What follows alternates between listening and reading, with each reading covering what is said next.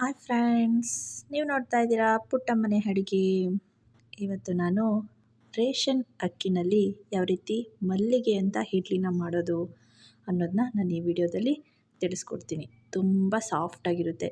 ಯಾವುದೇ ಸೋಡಾ ಆಗಲಿ ಯಾವುದೇ ಈನೋ ಆಗಲಿ ಯೂಸ್ ಮಾಡಿಲ್ಲ. ಓನ್ಲಿ ರೇಷನ್ ಅಕ್ಕಿ ಯೂಸ್ ಮಾಡಿ ಈ ರೀತಿ ಸಾಫ್ಟಾಗಿ ಯಾವ ರೀತಿ ಇಡ್ಲಿನ ಮಾಡೋದು ಅನ್ನೋದನ್ನ ಈ ವಿಡಿಯೋದಲ್ಲಿ ತಿಳಿಸ್ಕೊಡ್ತಾ ಹೋಗ್ತೀನಿ. ಬನ್ನಿ ಫ್ರೆಂಡ್ಸ್, ಯಾವ ರೀತಿ ಮಾಡೋದು ಅಂತ ನೋಡೋಣ. ನಾನು ಇಲ್ಲಿ 1 ಸೇರಷ್ಟು ರೇಷನ್ ಅಕ್ಕಿನ ತೊಗೊಂಡಿದ್ದೀನಿ. ಅದನ್ನು ನೀಟಾಗಿ ಸೋಸಿ ಇಟ್ಕೊಳ್ಬೇಕು. ಏನಾದರೂ ಕಲ್ಲು ಮಣ್ಣು ಇದ್ದರೆ ತೆಗೆದಾಕಿ ಇಟ್ಕೋಬೇಕಾಗುತ್ತೆ. ಇದಕ್ಕೆ ನಾವು ನೀರನ್ನು ಮಿಕ್ಸ್ ಮಾಡಿಕೊಂಡು 3 ಸಲ ವಾಶ್ ಮಾಡ್ಕೋಬೇಕಾಗುತ್ತೆ. ಚೆನ್ನಾಗೆ ವಾಶ್ ಮಾಡಿ ಇಟ್ಕೊಳ್ಳಿ. ನೆಕ್ಸ್ಟ್ ಉದ್ದಿನ ಬೇಳೆನ ಒಂದು ಬೌಲ್ಗೆ ಹಾಕ್ಕೊಳ್ಳೋಣ. ಹಾಕ್ಕೊಂಡು ಅದ್ರ ಜೊತೆಗೆ ಮೇನ್ ಇಂಗ್ರೀಡಿಯೆಂಟ್ಸು ಸಬ್ಬಕ್ಕಿನ ಹಾಕ್ಕೊಂಡು ನೀರು ಹಾಕ್ಕೊಂಡು ಚೆನ್ನಾಗಿ ಅದನ್ನು ಕೂಡ ವಾಶ್ ಮಾಡ್ಕೊಳ್ಳಿ. ಇದನ್ನು ನಾವು ರುಬ್ಬೋದು 3 ಅವರ್ ಅನ್ನೋಂಗೆ ನೆನೆ ಹಾಕ್ಕೊಂಡ್ರೆ ಸಾಕಾಗುತ್ತೆ. ಇದನ್ನು ನಾವು ಚೆನ್ನಾಗಿ ಯಾವುದೇ ಕಸ ಕಡ್ಡಿ ಏನಾದರೂ ಇದ್ದರೆ ಬಂದುಬಿಡುತ್ತೆ. ಹಾಗಾಗಿ ಚೆನ್ನಾಗಿ ನೀರಲ್ಲಿ ವಾಶ್ ಮಾಡ್ಕೋಬೇಕು. ಈ ರೀತಿ ಚೆನ್ನಾಗೆ ವಾಶ್ ಮಾಡ್ಕೊಳ್ಳಿ. 3 ಸಲ ವಾಶ್ ಮಾಡಿದ್ರೆ ಸರಿ. ಈ ರೀತಿ ಅಕ್ಕಿನೂ ಕೂಡ ಈ ರೀತಿ ಚೆನ್ನಾಗೆ ವಾಶ್ ಮಾಡ್ಕೊಳ್ಳಿ. ವಾಶ್ ಮಾಡಿಕೊಂಡು ನೆನೆಯೋದಕ್ಕೆ ಬಿಡಿ. ನೋಡಿ, ಈ ರೀತಿ ನೀರು ಹಾಕಿ ನೆನೆಯೋದಕ್ಕೆ ಬಿಟ್ಬಿಡಿ. ನಾನು ಈ ಬೌಲ್ನಲ್ಲಿ 1 ಬೌಲಷ್ಟು ಉದ್ದಿನ ಬೇಳೆ ತೊಗೊಂಡಿದ್ದೀನಿ. 3/4 ಕಪ್ಪಷ್ಟು ಸಬ್ಬಕ್ಕಿನ ತೊಗೊಂಡಿದ್ದೀನಿ. ನಿಮಗೆ ಅಳತೆ ಗೊತ್ತಾಗಲಿ ಅಂತ ನಾನು ಹೇಳ್ತಾ ಇರೋದು. ಈಗ ಅಕ್ಕಿ ಮತ್ತು ಸಬ್ಬಕ್ಕಿ ಉದ್ದಿನಬೇಳೆ ಎಲ್ಲ ನೀರಿನಲ್ಲಿ ತುಂಬ ಚೆನ್ನಾಗಿ ನೆಂದಿದೆ. ಅಕ್ಕಿನೂ ಕೂಡ ನೆಂದಿದೆ ನೋಡಿ, ತುಂಬ ಚೆನ್ನಾಗಿ ನೆಂದಿದೆ. ಈಗ ನಾವು ಇದನ್ನು ರುಬ್ಕೊಳ್ಳೋಣ. ಒಂದು ಜಾರನ್ನು ತಗೊಂಡು ನಾವು ನೀರನ್ನೆಲ್ಲ ಸೋಸಿಕೊಂಡು ಜಾರೊಳಗಡೆ ಅಕ್ಕಿನ ಹಾಕ್ಕೊಳ್ಳೋಣ. ಜಾರೊಳಗಡೆ ಅಕ್ಕಿನ ಹಾಕ್ಕೊಂಡು ಸ್ವಲ್ಪ ನೀರನ್ನು ಮಿಕ್ಸ್ ಮಾಡಿಕೊಂಡು ರುಬ್ಕೊಬೇಕು.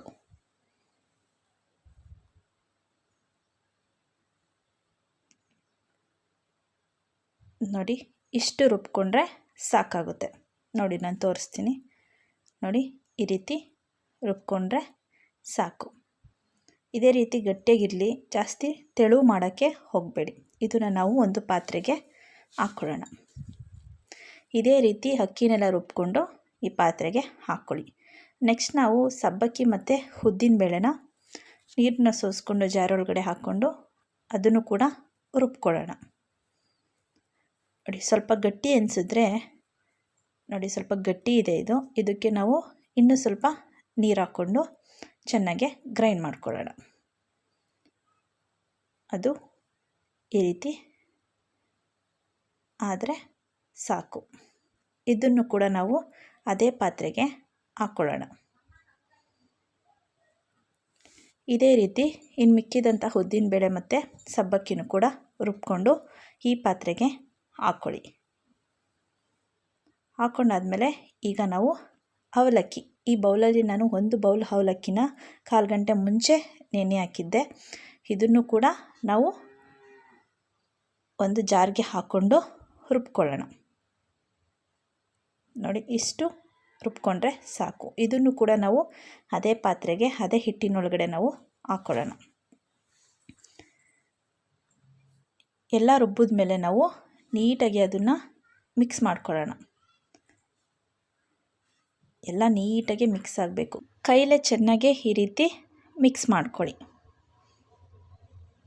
ನೋಡಿ, ಈ ರೀತಿ ಮಿಕ್ಸ್ ಆಗುತ್ತೆ. ಎಷ್ಟು ಗಟ್ಟಿಯಾಗಿದೆ ಅಂತ ಈ ರೀತಿ ಮಿಕ್ಸ್ ಮಾಡಿಕೊಂಡ್ರೆ ಸಾಕು. ಈಗ ನಾವು ರುಚಿಗೆ ತಕ್ಕಷ್ಟು ಉಪ್ಪನ್ನು ಹಾಕ್ಕೊಂಡು ಮಿಕ್ಸ್ ಮಾಡಿ ಇಟ್ಕೊಳ್ಳಿ.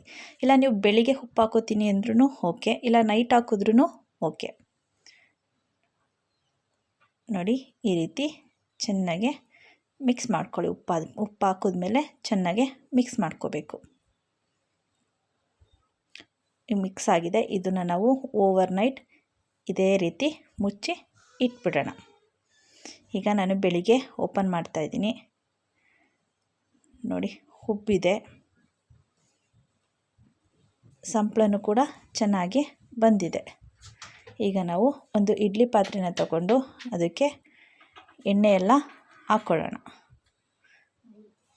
ಈ ರೀತಿ ಎಣ್ಣೆ ಹಾಕೋದ್ರಿಂದ ಇಡ್ಲಿನ ನಾವು ಆರಾಮಾಗೆ ತೆಗಿಬೋದು. ಎಣ್ಣೆ ಎಲ್ಲ ಹಾಕಿದ್ಮೇಲೆ ಸಂಪ್ಳನ ಈ ರೀತಿ ಹಾಕ್ಕೊಳ್ಳಿ.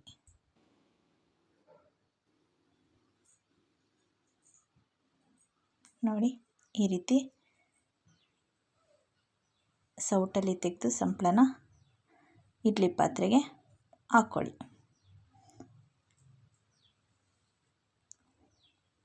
ಹಾಕ್ಕೊಂಡ್ಮೇಲೆ ನಾವು ಇಡ್ಲಿ ಪಾತ್ರೆಗೆ ಸ್ವಲ್ಪ ನೀರನ್ನು ಹಾಕಿ ಕಾಯೋದಕ್ಕೆ ಇಡಬೇಕು. ಇದಕ್ಕೆ ನಾವು ಹಿಟ್ಟನ್ನು ಹಾಕಿರುವಂತಹ ಪ್ಲೇಟ್ನೆಲ್ಲ ಜೋಡಿಸೋಣ. ಜೋಡಿಸಿ ಪೂರ್ತಿ ಮುಚ್ಚಳನ ಮುಚ್ಚೋಣ. ಇದನ್ನು ನಾವು 15 ನಿಮಿಷ ಬೇಯಿಸಿದ್ರೆ ಸಾಕಾಗುತ್ತೆ. ಇಡ್ಲಿ ನಮಗೆ ರೆಡಿಯಾಗುತ್ತೆ. ಈಗ 15 ನಿಮಿಷ ಆಗಿದೆ. ಹೇಗಾಗಿದೆ ಅಂತ ನೋಡೋಣ ಬನ್ನಿ. ನೋಡಿ ಇಡ್ಲಿನೂ ಕೂಡ ಬೆಂದಿದೆ, ಸಾಫ್ಟಾಗೂ ಕೂಡ ಇದೆ, ಕೈಗೆ ಅಂಟುತ್ತಾ ಇಲ್ಲ. ಈಗ ನಾವು ಅದನ್ನು ತೆಗೆದು ಇಡ್ಲಿನ ತೆಗೆಯೋಣ.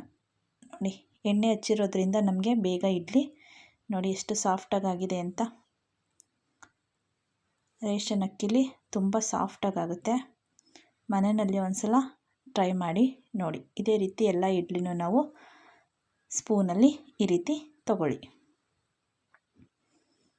ತುಂಬ ಚೆನ್ನಾಗಿರುತ್ತೆ. ಮನೆಯಲ್ಲಿ ಎಲ್ಲರೂ ಕೂಡ ತುಂಬ ಇಷ್ಟಪಟ್ಟು ತಿಂತಾರೆ. ನೋಡ್ತಾ ಇರ್ಬೋದು ಎಷ್ಟು ಸಾಫ್ಟಾಗಿದೆ ಅಂತ. ನೋಡಿ ಈಗ ಇಡ್ಲಿ ರೇಷನ್ ಅಕ್ಕಿಲಿ ರೆಡಿ ಆಯಿತು. ಫ್ರೆಂಡ್ಸ್, ಈ ವಿಡಿಯೋ ನಿಮಗೆ ಇಷ್ಟ ಆದರೆ ಲೈಕ್ ಮಾಡಿ, ನಿಮ್ಮ ಫ್ರೆಂಡ್ಸ್ಗೂ ಫ್ಯಾಮಿಲಿ ಮೆಂಬರ್ಸ್ಗೂ ಶೇರ್ ಮಾಡಿ. ನನ್ನ ಚಾನಲ್ನ ಇನ್ನೂ ಸಬ್ಸ್ಕ್ರೈಬ್ ಮಾಡ್ಕೊಂಡಿಲ್ಲ ಅಂದರೆ ಸಬ್ಸ್ಕ್ರೈಬ್ ಮಾಡ್ಕೊಳ್ಳಿ. Thank you friends.